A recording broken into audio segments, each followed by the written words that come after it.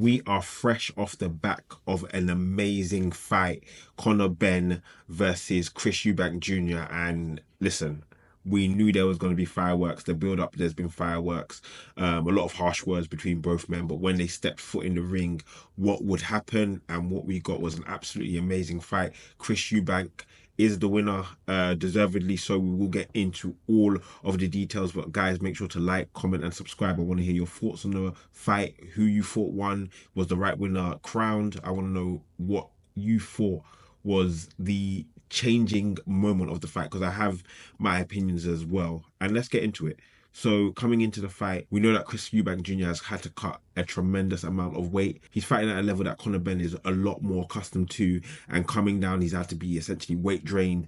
Plus, he's had the hydration clause put in, and when we were looking at the videos leading up to the fight, I was looking at him and saying, he's kind of setting himself up. The odds are in favour of Conor Benn. How could they not be? He's a man that's fighting at a weight class that is a lot more suited to him than Chris Eubank. And with the hydration clause, Chris Eubank's not going to be able to get to the size that he's probably looking to get to. And again, that's what he signed up to. That's what he's agreed to.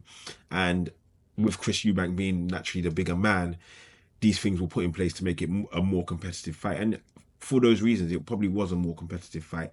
Now, getting into the fight, we know the styles of Conor Benn. We know the styles of Chris Eubank Jr. Conor Benn is, I call him a wild man. He's wild, he's erratic, but that's when he's the most dangerous, if I'm being honest. He has that style and you can try and train that out of him, but I just think that's who he is. He's looking to deliver a maximum amount of damage, but again, that works very, very well against weaker fighters or fighters who are less experienced. It doesn't work well against the fighters who have been in there with some of the toughest fighters in their division, and that's Chris Eubank. Chris Eubank has fought essentially a who's who, and he's come up against some quality opponents, and Conor Benn hasn't been in those positions. Coming into the fight, first couple of rounds, Conor Benn looked like he was going to knock out Chris Eubank. Energy was there, the aggression was there.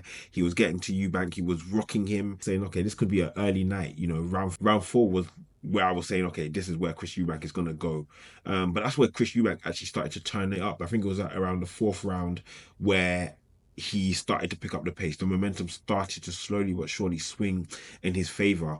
And he was coming with a lot of energy. The flurries of punches that he was delivering to Conor Benn, which he wasn't delivering before. You know, he was coming with the ones and twos previously. Now he was following it up with combinations. And I wouldn't say they were combos that were, you know, devastating, but there were flurries which were effective. There were flurries which would score very, very well with the judges and with me, to be honest with you. Those flurries that he was giving negated the aggression and power that Conor Benn was able to produce. And so from the fourth round onwards, it looked like Chris Eubank was slowly building his momentum. He rocked Conor Benn a number of times. Conor Benn had a few flurries as well, but the fight was, you know, gung-ho. Both men giving all that they could, and that was a testament to why and how boxing can be so great. We know the history between the fathers of both men. Seeing Chris Eubank Sr. there as well and Nigel Benn was very, very nostalgic, to say the least. And I'll be honest with you, Chris Eubank Sr. is absolutely hilarious. But it just added to the pageantry, it added to the event. Both men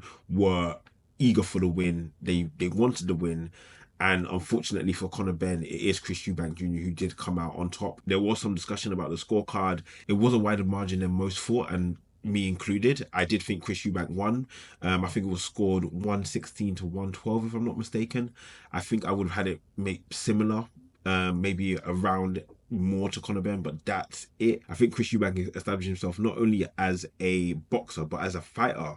He's got a lot of heart. He showed that heart as well. Conor Benn as well, I've got to give him his props. He was there. He looked rocked a number of times. Some of the punches that Chris Eubank was connecting with him could have, you know, sent another man down, but he was there.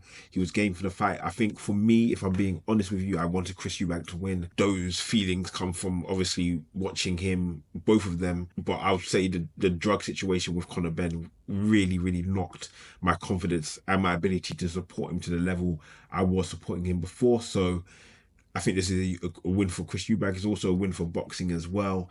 And again, both men will have to build upon this. Chris Eubank is at the stage of his career where it's about the money fights. It's about the ability to showcase and extend his legacy. And fights like this will do that job. Conor Benn, I think if he wants to advance, there's changes that need to come to his game. And again, I think at his nature, he needs to be wild, but it needs to be curtailed to where he can last longer. Because I really do think that even though he had the bigger gas tank, because Chris Eubank was drained, Conor Benn blew through most of it in those first 4 rounds. The aggression, the energy, pick your moments, pick your spots, keep that energy that you need, and make sure it lasts throughout the whole of the fight, because you're gonna need it. For Conor Benn, I think he needs to start his pursuit for a world title, build his way back up. He spoke about the ring rust and this being his first fight in 14 months.